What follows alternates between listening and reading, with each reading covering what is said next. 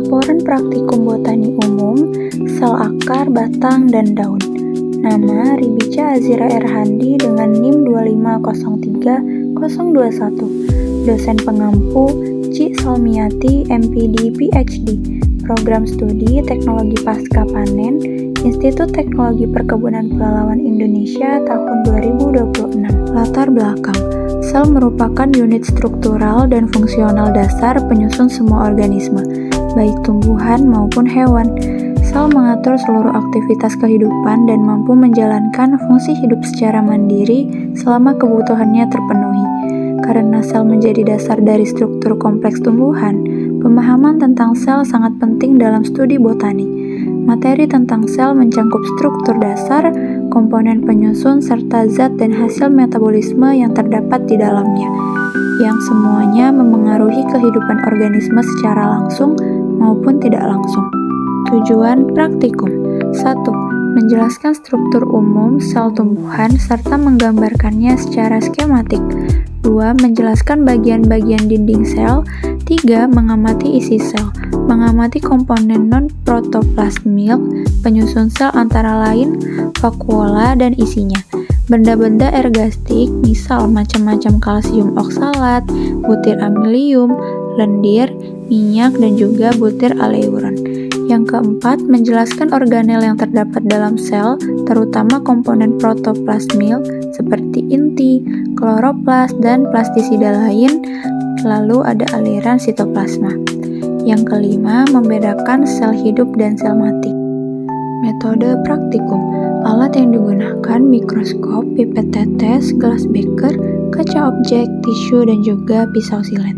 Adapun bahan yang kami gunakan yaitu tanaman monokotil, jagung dan sawit, aquades, tanaman dikotil, sirih dan bayam. Langkah kerja. 1. Siapkan bagian tanaman masing-masing tumbuhan. 2. Membuat sayatan melintang setipis mungkin pada akar, batang, dan daun menggunakan silet. 3. Menempatkan satu sayatan di atas gelas benda, lalu menetes air secukupnya. 4. Menutup sayatan dengan gelas penutup tanpa timbul gelembung udara. 5. Mengamati preparat di bawah mikroskop pada perbesaran lemah, sedang, dan kuat. 6. Menggambar dan mendeskripsikan struktur sel dan jaringan pada akar, batang, dan daun. Terakhir, membersihkan alat dan merapikan meja praktikum setelah pengamatan selesai. Berikut adalah video dokumentasi saat praktikum.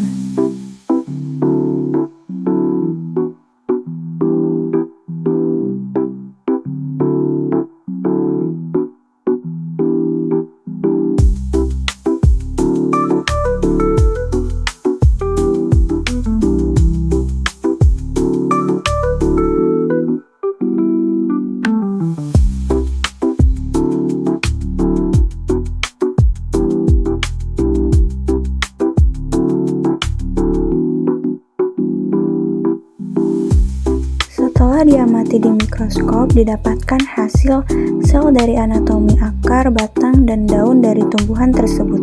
Pembahasan. Anatomi tumbuhan tersusun atas 3 organ utama, yaitu akar, batang, dan daun yang saling terintegrasi dalam menjalankan fungsi kehidupan.